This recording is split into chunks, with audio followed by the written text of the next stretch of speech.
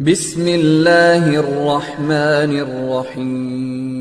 Kembali ke tadi, kalau orang alim tidak mau izharul ilmi, fa'alaihi la'natullahi wal malaikati wan nasi asma'in. Misalnya saya ini terkenal membawa Islam yang mudah, yang menyenangkan. Orang itu sampai maksiat itu cari kesenangan. Orang sampai maksiat itu karena cari kesenangan. Tapi kalau kesenangan itu tidak didapatkan fit ta'at, karena taat dikampanyakan secara agak teroris. Kamu sholat tidak mesti diterima, karena baju kamu nggak mesti semuanya halal. Sujud kamu tidak mesti diteror, sehingga orang yang sholat tuh, sholat ya mesti ditompo, mendingan nggak sholat. Kita ini kan mikir seperti itu. Coba nyuwun sewu, kalau orang-orang Kristiani, kalau kampanye gimana? Setiap orang mati bersama Bapak di surga. Sementara kita sudah kiai mati masih didoakan ingkana muhsinan. Itu murid kita, itu kan nggak sopan sekali. Murid dongakno gurune ingkana muhsinan. Gurune kok muhsinane ditaklek ingkana muhsin. Cara aku dadi gurumu sembrono guru jarane. Susah ya apa sing muni kana muhsinan ije dikein. Itu kan saya belum pernah doakan Mbah Mun gitu. Kalau saya mendoakan beliau supaya diampuni, doa saya tak ubah gini. Ya Allah antal ghafur wa anta dzu maghfirah, maka sepatutnya jenengan mengampuni guru saya. Jadi saya itu kalau bilang ingkana itu kayak gimana gitu. Tapi ini urusan daud ya, sampean nggak boleh protes. Tapi sanate ngono Gus, niki kitab ngono, sampean ngerubah sanad. Ya saya kalau nggak bisa apa-apa kalau sampean protes gitu. Sampean ngerubah adab kalau gitu. nak protes-protesan. Lu coba misalnya Syekh Abdul Qadir Jailani itu Sultanul Aulia ya. Terus beliau misalnya wafat di Ploso. Terus kamu berdoa ingkana muhsinan coba. Ini ketuane wali di ingkana. Boyo wong ndak akhlak sithik gitu maksudnya. Wong sak donya iku ya tabarraku bi. Ya tabarraku nabi. Saiki ditaklek ingkar. Saya tuh belum pernah doain guru-guru dengan, meskipun saya tahu itu doa yang, karena pilihannya gini. Misalnya sampean protes, Gus wong sanate ngono. Jangan-jangan mancen apalam mau ikut tok.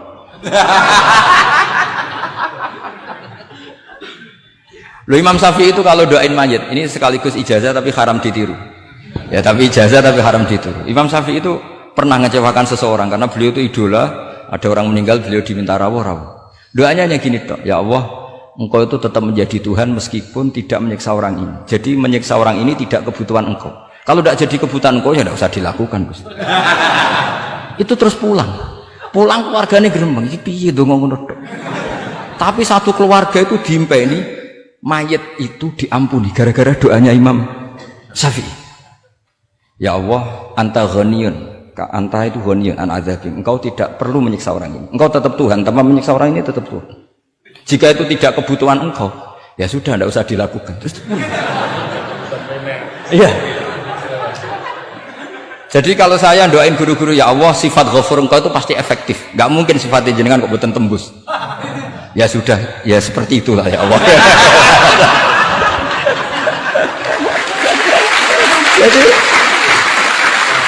jadi itu urusan daud, sama nggak boleh protes. Gus kok ngawur istiadat itu bukan ngawur, saya ini orang waras. Punya rasa takzim sama guru sama para wali. Sementara kamu yang berdasar sanad tadi, jangan-jangan menghafalan kamu hanya itu.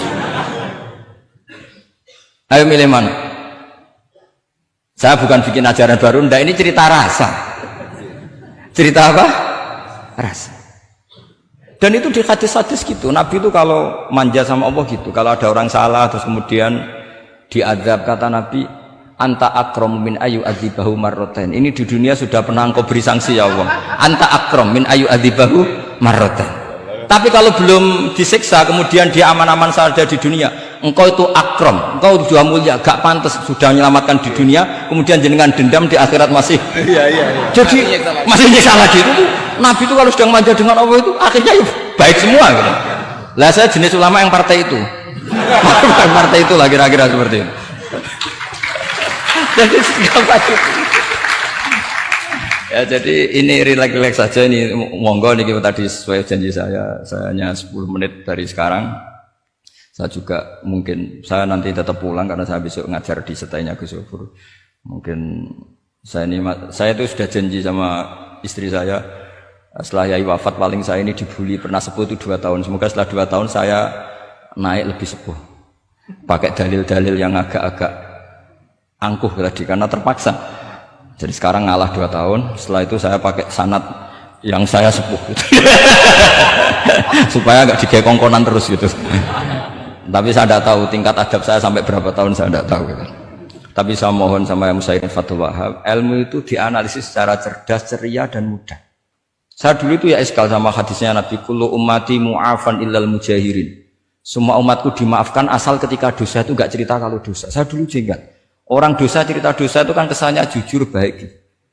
Tapi setelah saya pikir-pikir itu bener Kanjeng Nabi. Misalnya sampean cerita dengan anakmu, ya aku zaman mondok pelosok sering nak marung utang enggak bayar biasa. Ya biasa sekolah enggak munggah. Itu jujur apa mengajarkan? Mengajarkan. Suatu saat anak sampean goblok persis bapak. Maka penting, tidak jaru itu penting. Makanya kata Nabi, semua umatku diampuni kecuali yang cerita-cerita dosanya. Karena dengan cerita itu artinya apa? Misalnya sampean zaman puber pacaran, terus kamu cerita, ya udah untuk ibumu ya pacaran, oh tak gonceng ngalor ngidul. Itu jujur. Tapi soal anak kamu pacaran kan, alasannya apa? Niru bapak. Tapi tidak kamu sok suci, pacaran haram. Oh. Pak, lalu kan untuk ibu, wah itu pangeran peparingnya. Lo kan ngira bodoh nih, Pak. Wah itu peparingnya pangeran. Gak pacaran Pak. Oh pacaran haram tuh. Kenapa nih orang kan bodoh nih. Pacaran haram tuh. Aku untuk bojo peparingnya Allah. Wah itu dimaafkan malah itu. Lo coba nyun sewu, ini analogi ya nyun sewu.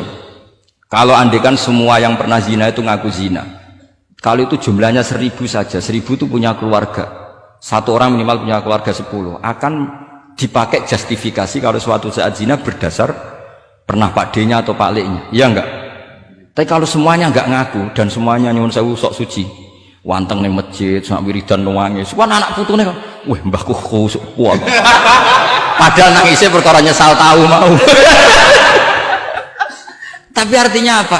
Konsep yang dikatakan Rasulullah SAW itu kan luar biasa. Kullu ummati mu'afan illal mujahirin. Karena dengan jihar, memang di situ masdarnya kok jadi jihar. Jadi bukan ijhar tapi jihar. Jadi memang bahasa Arab itu agak unik. Misalnya di nahwu itu masdar itu kalam. Kalam berarti sulasi mujarrad. Tapi fiilnya enggak kelaku. Kalimah yaklimu kalaman itu enggak melaku. Sing melaku lam yatakallam. Tapi padahal masdarnya kalam. Jadi suara sama raya aku pengalaman. Selalu buat itu pengalaman sekali. Jadi memang bahasa Arab itu lucu. Apalagi lafadz baghoy malah paling kasus dalam bab yungkolu. Baghoy maknanya lajut. Bareng melok wazan imbagho.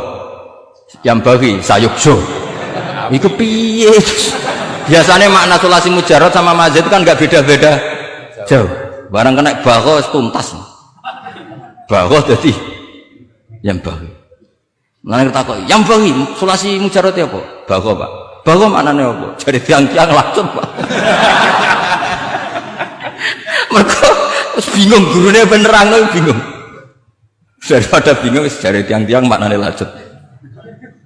Kayak laisaku fi'il mandi, mudhari endi? Ora ono mudhari. Mandi kok ora ono mudhari? Ya mandi wae ora usah mudhari. Terus repot bahasa Arab wis repot. Kene ora melok dibahas mau apa coba? Ya sudah takdir ngono ae sudah. Jadi apa yang dikonsepkan Rasulullah SAW itu pasti yang terbaik. Bahkan Imam Ghazali ikut berkampanye wa inna ya, termasuk pemberian Allah terbaik adalah sitra. As-sitra itu atau tutup. Jadi hifdzul qaba'ih menjaga supaya keburukan kita tidak kelihatan itu termasuk kebaikan. Bukan dianggap tidak jujur karena tadi kalau semua keburukan kita tampakkan maka akan menjadi masif. Misalnya kamu cerita, misalnya insya Allah lah kita yakin semuanya kita insya Allah diselamatkan dari zina. Misalnya cerita dosa yang kecil-kecil saja. Misalnya ini pondok utang rambayar atau rokokan, gak jamaah. Terus kamu ceritakan anak kamu, itu bukan jujur, mesti sebagai alat. Jadi orang anak kamu, wah disanggup, cocok. Suatu saat aku goblok kayak bapak. Aku di sekolah yang sering ramunggah, anakmu mondok tenang, santai. Nah ramunggah dalile bapak. Tapi nak kue cerita. Mondok meniti pelosok, pirang tahun Pak? 10 tahun. Kepengen ngit mayai, kepengen mondok susu ben barokah. Munggah terus Pak, munggah. Maksudnya ora munggah kelas, munggah apa wae pokoknya. Wis tenang. Karena itu bahaya, makanya kullu ummati mu'afan. Ma'is ketika ngaku zina itu Nabi itu enggak menolak sampai 4 kali. Ma'is yang memaksa Nabi supaya beliau melakukan raja, eksekusi. Semua ketika meminta saran sama sahabat, halla satarta bidzalik, kamu tidak usah cerita. Karena tadi logikanya kalau ada Ma'is ya, jangan-jangan yang lain juga ya, itu kan menimbulkan macam-macam. Itu hebatnya Islam, malah kita diajarkan awamastur aurati wa amin rawati. Kayak apa baiknya Islam? Tapi kita sekarang karena tidak baca hadis, lalu ada gerakan jujur. Mari semua meresapi dosa masing-masing. Kamu pernah ini istighfar terus nangis. Jupli gerakan ngono iku ya nyun sewu ya ono duwike kan yo repot. Ndak usah seperti itu. Ikuti hadis Rasulullah sallallahu alaihi wasallam bahwa termasuk nikmatnya Allah taala itu adalah tertutupi semua kesalahan-kesalahan kita. Dan itu barokah bagi hadaddin karena kesalahan tidak muncul. Nah, itu sudah untung, agama sudah untung. Ketika kesalahan tidak munculnya agama sudah ikut diuntungkan. Coba kalau semua yang maksiat itu kelihatan, kan seakan-akan hadil ardu mamlu'ah bil masih. Tapi ketika maksiat itu sembunyi-sembunyi, kemudian sing syiar itu adzan, pengajian, kan bagus. Sama nggak boleh protes, tapi itu kan tidak jujur. Ya bukan masalah jujur dan tidak, ini satrul qabaih. Nah ini namanya siasa. Namanya apa? Siasa. Siasa itu tidak harus politik tentang negara. Kita mengelola diri kita sendiri butuh apa? Butuh siasa. Jadi misalnya kamu cerita kebaikan kamu kepada anak, biar kebaikan itu ditiru. Tapi kalau anak kamu tanya, Pak, sampai nate salah, itu sesuatu yang paling saya takutkan, Cung. Karena aku sering na'udzubillah minas salah. Tapi Bapak pernah salah enggak? Itu pertanyaan enggak penting. Karena tadi bahaya. Luas enak, maksudnya beragama seperti ini tuh enak. Kullu ummati mu'afan illal mujahid. Itu kan luar biasa. Jadi semua umatku itu dia ampuni asal tidak cerita-cerita. Misalnya gak cerita ke anak, cerita ke teman. Aku di gendaan, tahu tak ambung. Mesti pikiran kamu, yang pondok is pengurus dibeli tahu. Mesti digo. Suatu saat aku nak ngono, awas. Atau nak caiki keamanan, awas kita kandakno kan gitu. Tetap ini menjadi alat maksiat bagi yang lain. Jadi tapi saya dulu itu iskal, kenapa ada hadis seperti itu? Tapi setelah saya analisis, memang kalau ijtihar atau ijhar itu efek negatifnya luar biasa. Dan kita harus iktidak bi Rasulillah sallallahu alaihi wasallam. Ya tentu idealnya yora maksiat, yora konangan maksiat. Memang karena tidak pernah itu ideal. Memang gak konangan karena tidak pernah melakukan. Ya saya kira demikian. Saya mohon supaya ya tadi ya saya Fathul Wahab dari kitab Manhajut Tullab itu dikarang Zakaria Al-Ansori Mbak Zakaria.